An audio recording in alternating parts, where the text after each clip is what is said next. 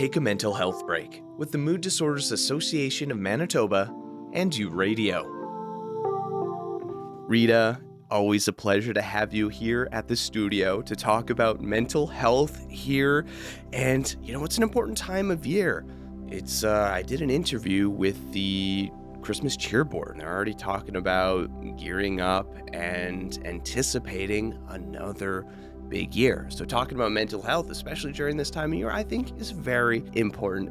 Well, thank you, Ryan. Always a pleasure to be back in your studio and talking about, such an important topic for all of us. We all live on a mental wellness continuum. And so any one day we could be in a challenging place, but we could be in a great place. And so we always want to make sure that we stay in the wellness side. Mood disorders, as many of you listeners probably know, we've been a long time organization based on peer support across the province. We provide peer support to those who need our help in managing their mood disorders. But more importantly, it's also a place where people help themselves first, and then they can help others.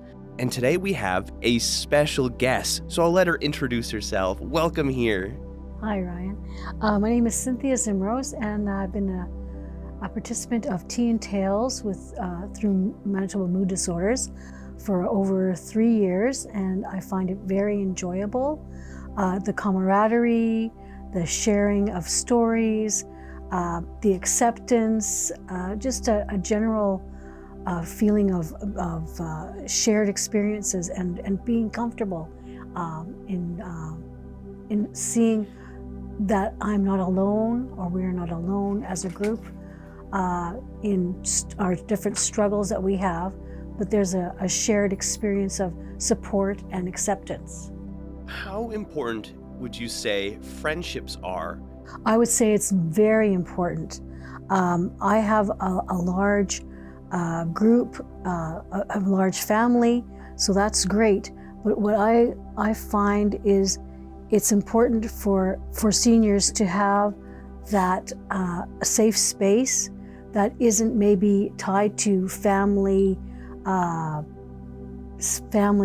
negativity or stressors. Well, sometimes the stresses are your family. That's right, yeah. So with Tea and Tales, you find a place that you can share what you want to share, and you can make friends with people who maybe don't have the same history with you as far as your background, but they share a common experience of struggling with their mental health and their wellness. And so in that, bonds are formed, camaraderie and friendships are definitely happening, and it's a really wonderful, safe space to share. How long has Mood Disorders been offering Tea and Tales now? I think we're going into our 4th year, because you came into it about a year after we started. Yeah. And I'll give you a little bit background on how it actually got started. It got started with 2 people talking to me. Well, it was during COVID, when we were getting back into the workspace, and it was also during that time that I was blessed with 2 granddaughters during that time, and so, but during COVID you couldn't go see them, you couldn't connect with them. Those are some of the things and you couldn't connect with your family, your children. It got me thinking about, at the time, that going through everyone was in isolation and loneliness was hitting us all. I started thinking about my background and coming from India, that what I remembered was the stories, the things that my grandmothers, both my nani and my dadi, shared with me when I was a little girl. It was about sitting around the fire and after our evening meal, and they'd be telling me stories about their experiences. So I started missing that, because at that time we were trying to think about how ways in which we could sort of soothe ourselves. But then I thought, we've been living in this country for many years, and I don't have that same opportunity to be around a fire with my kids and to share my life when I came to Canada, and how we struggled and how we got to where we are. All of not just struggled, but all the great things that Canada had to offer us as well. And so share those stories with my children and my grandchildren, because lives have changed, lives have become different. Commitments have come. Kids are, the newer generation have other responsibilities. And so I thought, how do we do that? But then I thought, I can't be the only one who's experiencing that. Well, I think that's one of the things we can think about during COVID, that isolation, those moments of loneliness, those challenges we all experienced, was something that people around the world were experiencing. And I think that, for me, helped connect me a little bit better to things, knowing that others were probably going through and thinking the same things I was. And so I thought, if we can't be with our families that we want to be, maybe we can start sharing those tales and stories with each other. And so other seniors want to share that with others, so they can. Not everyone is blessed with large families, or grandchildren and children and extended families. So that's how it started. Actually, was with two people came into my office and started telling, and I said, okay, this is my opportunity to start that Tea and Tales. And Tea and Tales, because I grew up in a tea garden, literally surrounded by tea gardens. So tea has always been a very important part of my life, and my mother and I always, we share lots of stuff over a cup of teas. So that kind of became the title of the project. And before we knew it, it grew into the Winnipeg group, which continued to grow. But now, Ryan, we offer seniors tea and tales in 7 different jurisdictions across the province, and more on the waiting list, communities who want to start, or groups that want to start, but we need the resources, obviously, to be able to facilitate. Yeah, that's one of the challenges we hear, is like resources for these sorts of things are incredibly important. You may have some great ideas, but if you don't have the capital behind it to help you achieve that, it can often stay just an idea. Looking at that isolation, the importance of friendships and connections, from your own experiences coming to Tea and Tales, were there new friendships and things that blossomed from that? Oh, definitely. I've made friends with almost everybody in the group. We share stories of our lives and our backgrounds, where we're coming from. And there's artists in the group, there's bakers in the group, there's... Cynthia's a baker. I love to bake. So I bring that to the table when I come to Tea and Tales. What's your favorite recipe to make? Oh, well, okay. One of them is peanut butter bar, which is based mostly with healthy oatmeal, but lots of yummy chocolate chips. Of course, you can't skimp on chocolate chips. And M&Ms on the top of it. It does involve some brown sugar, but it has no flour, so it's quite good that way. Very fun. And I've been making quite a bit of it. I make it for Tea and Tales, and then I make it for my family, friends, and my hairdresser enjoys it too. So it's just like. Other people bring other things to the table. Some people will bring art. Some people will bring other things that, maybe you can share some of the things that have come to the group. One of the fellows is very versed in reading psychology, so he brings a perspective of shared wisdom of what he's read and how it has supported him in his journey. And of course, I love psychology. I majored in it in university. So it's very interesting that people that come together for Tea and Tales, we all have different strengths and abilities, and we share them in the sharing of the tales, the stories that we tell. So it's very supportive, hearing that people are, like I said, have shared experiences, maybe not exactly the same journey, but we're all on the same journey of trying to maintain a wellness and a balance in our lives. For me, storytelling is an important component of the human experience. As one grows older, do you believe that storytelling becomes even more important in our lives? I would say so because as I get older, at that wonderful age of over 65, being able to share my story and what I've gone through, even if I can't impact on someone younger, although I have opportunities, but I think sharing the stories, we then are being seen and heard. And then those stories resonate with other people, and it sort of reinforces my value in my story, and it helps me to see the value in someone else's story, and how in that sharing we build community.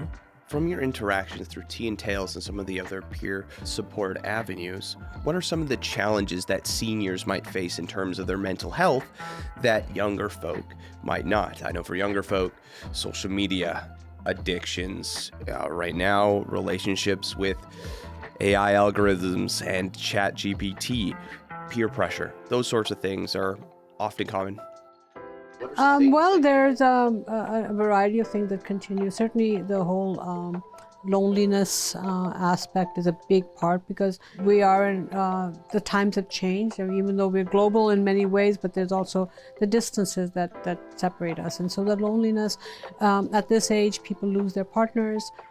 People move into different living conditions, spaces. Those are some of the things. Another one that we have found and people have reported back is seniors. Many of them are on medications, various medications, and there's a real danger of getting addicted to prescription drugs. So that's one that kind of surprised us when people started asking, because one of the things we do is in our peer support, we don't necessarily say, here's what you need and this is what we're going to share with you. We allow the participants to give suggestions on what they might want to talk about, what are some of the topics that they want more information on. So addictions to prescription medication was one that surprised us, and so we made efforts to make sure that we provide those resources for them. We brought in a pharmacist who did a presentation, but we also invited people outside of that group to come in and hear about it. So that's one. Another one is, I think, just as we live in a very diverse community now, seniors that weren't born in Canada but now have adapted to Canadian as their home country, but living but still very connected to their back home cultures, having the adaptation here. And the stigma of mental health in many of these communities still continues to exist. The stigma of mental health exists even in mainstream. It's still not a. It's something we're working on. We're working on, and I've said this before on your show. If there was any silver lining as a result of the pandemic, it was to help normalize the conversation around mental health. So I'll give you an example. I'm a member of the East Indian community. So I was invited by the Hindu Seniors Center to speak about mental health, and it was so well accepted. But what they talked about was the fact that this is such an important topic, and yes, in our communities, in the different languages, the different culture, the different taboos, the different expectations, mental health is still not being talked about in a way that it could and should be. So this was like an incredible presentation. We forgot the PowerPoint slides. We really just had a conversation. And the richness came from the engagement with that group that I was speaking with versus the PowerPoint slides that I was going to share information about mood disorders.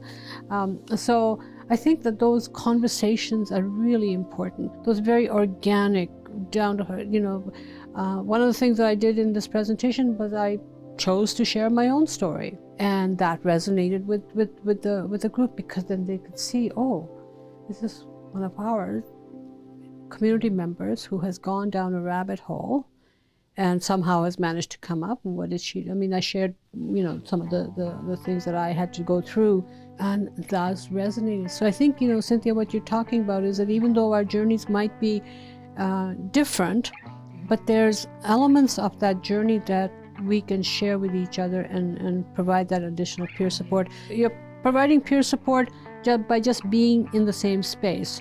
We're also providing peer support by those who facilitate that session. We're also providing peer support for those who can help you. It's layered. Yes, yes. Cynthia, what would you say are some of the topics or things that stood out to you during these conversations at Tea and Tales? Just the general support for personal wellness. If there was I was struggling and I came to Tea and Tails, I knew that I was going to have an opportunity to speak to someone and get that one-on-one peer support. And I did, and I have. It's really a blessing and a good comfort to me to know that I have resources and I know where to go to get support when I need it. Are there any topics you would like to see covered or covered more of at Tea and Tails? Well, that's an interesting situation. We are pretty fluid in what we talk about. Like, we sort of let our own interests in conversation take sort of hold. But I liked what Rita said about the pharmacist coming in, and I think it's also maybe good to have maybe a social worker come in or a healthcare navigator to come in and bring, because I actually had experienced that myself. I had a navigator to help me find Tea and Tails, and A&O nice. was also another venue. And so because of that, I was able to feel better about myself and to connect with people. Has there been any conversation surrounding pet care? Because I know animal That's a companionship. good one. I don't know if in your group you talk about it, but as a formalized topic. Because that could be something that's incredibly important. You know, companionship with animals. I have pets. I love them. But, you know, depending on the age of your animal, or even as they are older, and as you get older, you know, it's harder to care for them. What sort of resources or needs or services Great that one. would be? Why don't we Very talk good. about Oh, it that's a good to idea. your facility? There you go. And I'm pretty sure the Winnipeg Humane Society would love to have conversations. I think they would love to come on down. They might even be able to bring some animals. Okay, well, that's great. Thank you. There's so many unique needs, and for us, and Ryan, I told you that we are now in 7 or 8 centers across the province, and the needs of the rural community are also very unique. So each community identifies what their needs are amongst the seniors. The groups lead that. Certainly the geographical. Well, I can only imagine, you know, when we're And having talking those about resources isolation. not every resource is available online, and in each community, even having an organization like another mood disorders, although we serve a large geographical Well, depending area. on where you live, you know, your closest place to go and meet people could be 30 minutes, That's could right. be 45 minutes away. And on the other side, about, you know, technology has come a long way, but not everyone has access to smartphones or smart TVs or computers or. You live rural enough, those things might not even be working. Or even the connectivity. So those are some of the things. The other thing in the rural communities is the lack of professional services, you know, doctors and psychiatrists. So fewer and fewer people are professionals are moving to this. Well, you hear a lot about it in terms of just healthcare in general. In healthcare in general, yeah. Maintaining doctors, nurses in rural communities. And then there's a retirement age, right? There's a retirement of those professionals who have chosen to be in rural communities or serve in them. But now they're retired, but they're not necessarily getting replaced. So those are some of the challenges. So, and just the makeup of a community. Not every community is diverse. So if you suddenly get a newcomer coming into that community who may be an extended family that, you know, multi-generational and has seniors in it, how are they going to connect? Yeah, culturally appropriate services are incredibly important.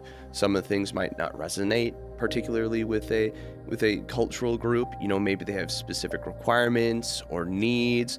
Access to different barriers. Foods, different the kinds of things. Although right now, you know, with folks like organizations like Amazon, you can just about order anything and have it delivered. But still, they're you know, these are still things that aren't 100% able to, and I don't know if we'll ever get there. But you know, it's important to have those conversations, but right? But it is important. How do we find those? How do we fill those gaps? Fill those gaps. What sort of resources are needed, whether that is more online services, you know, better lessons, access, regular check-ins with certain communities. And on the flip side, not everything has to be left up to government. Governments run on our tax dollars, right? So it's our tax dollars that are. But there's also a certain limit to that what those tax dollars can. We have to look at communities coming to. So it's not just the tax dollars. It's private funding and private investments, private commitments. The need to build volunteer bases. The need for the spiritual communities to come together rather than work in isolation. Well, that's why you need a robust grassroots movement around things. That's right. Because you can throw a bunch of money at a problem, but unless you have that base, that group of individuals who are willing to help out, the infrastructure, whether that is both physical, structural, technology, but you also need that infrastructure of people. That's right. So, I mean, that's kind of way that when we are developing programming and wanting to deliver, we of course need to start with what's this going to cost us, because you can't really run without it. And then we have to figure out, well, how much of this can be real dollars that we need, how much can be in kind, how much can we get volunteer support, those kinds of things. And those are the planning processes that go in when we're planning for rural Manitoba. Some of the things that we do here. We love our presence at Health Sciences Center.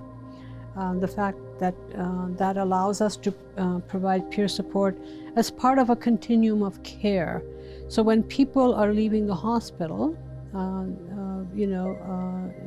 having had struggles, and when I mean the hospital, I mean, if they've gone in for some mental health reasons for their part of their mental wellness journey.